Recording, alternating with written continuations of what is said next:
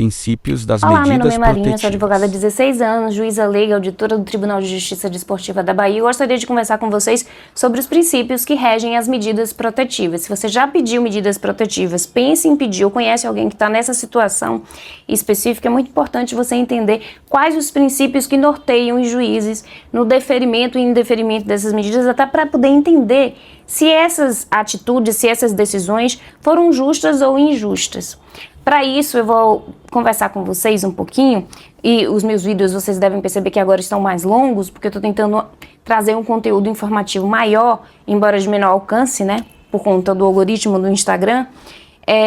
A gente vai falar um pouco de forma esmiuçada sobre esses princípios, para vocês entenderem como é que funciona e o porquê que funciona assim.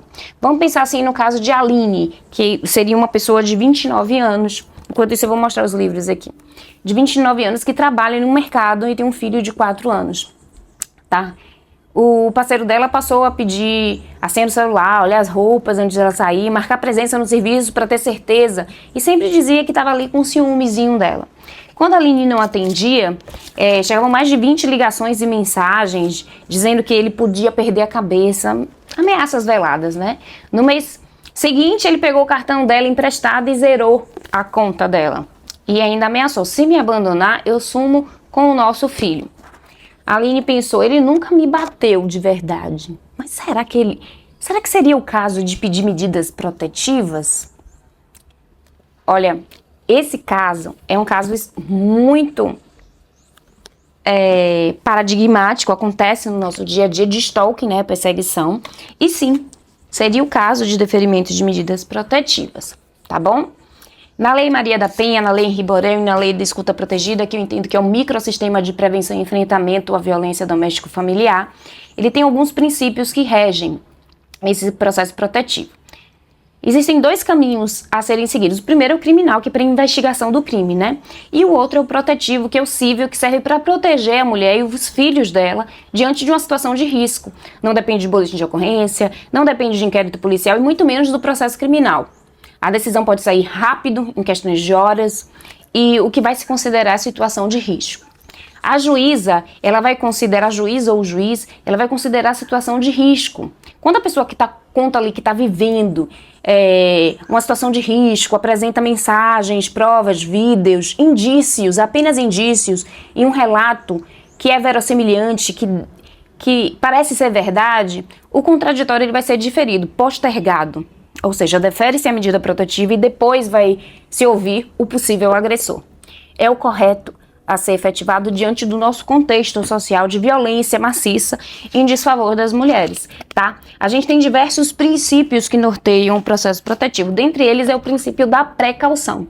A precaução significa que a gente deve cuidar antes que o pior aconteça. Mesmo que não exista certeza absoluta, se não houver certeza plausível, a medida ainda assim será deferida. A lei diz: só se nega a proteção quando a autoridade avalia que não existe risco algum. O princípio é indúbio pro tutela, indúbio pro mulher. Na dúvida, protege-se. A prevenção é um princípio diferente. Ele já vai olhar para frente, ajustar e adaptar as medidas conforme o risco evolua. Aciona rede, saúde, assistência, escola, segurança e evita repetição. A decisão não termina no deferimento, ela acompanha o processo, ela é revisada a todo momento, tá? No direito ambiental, a gente também tem o princípio da precaução, e esse princípio da precaução, ele atua na dúvida científica. Quando há um risco incerto, o Estado deve agir. Exatamente como acontece no processo protetivo, indúbio pro mulher, indúbio pro tutela, na proteção. Por isso, licenças ambientais podem ser negadas por precaução. O STJ, o Superior Tribunal de Justiça, inverte o ônus da prova. Ele não deixa que aquilo aconteça, mesmo que ele não tenha certeza absoluta do risco, tá? Porque a prioridade é o meio ambiente, assim como acontece no processo protetivo. A prioridade é a mulher. A gente não vai esperar ver o que vai acontecer. O direito ambiental protege o planeta antes do dano. Já o protetivo, o processo protetivo, de medidas protetivas, ele vai proteger a mulher e a criança antes de a agressão escalar, inclusive porque já é previsível que a agressão, ela escalone, né? Tem a escadinha, mostrando primeiro são as agressões verbais, eventualmente vai subindo para o empurrão e depois, eventualmente, pode chegar, inclusive, no feminicídio. No caso de Aline, com prints, com filmagens, o próprio relato consistente da vítima, já são suficientes para o deferimento de decisão de medidas protetivas, que seria a proibição de contato e aproximação, inclusive por redes sociais e por terceiros, a fixação de uma distância mínima de 300, 500 metros da casa, trabalho e creche, resguarda-se a criança, tá, de visitas só com segurança ou assistidas ou a mesma suspensão. Protegem-se os dados da vítima, troca-se a senha, retirada de conteúdo ofensivo da internet, proibição de perfis falsos, checa-se se o possível agressor tem armas ou não, aciona-se a rede, saúde, apoio emocional e orientações. Assistência seria diversos benefícios. A escola pode até haver o afastamento da criança, tá? Essas medidas, elas valem normalmente por prazo indeterminado e o correto é que haja um prazo indeterminado enquanto haja o risco. Se piorar, agrava-se. Se melhorar, a gente pode até pensar na revogação das medidas. A reconciliação jamais vai cancelar automaticamente a medida protetiva, tá? A justiça precisa ouvir a mulher e verificar o risco atual. Na dúvida, protege. Se ele descumprir, ele incorre em crime de descumprimento de medida protetiva, cuja pena foi aumentada recentemente.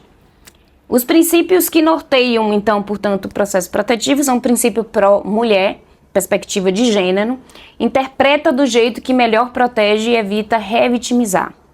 O princípio da imediaticidade, a decisão precisa ser rápida em até 48 horas, com o contraditório para depois se escuta o possível agressor, tá? Terceiro, o princípio da adequação. A medida protetiva precisa ser adaptável, ela precisa se moldar ao caso.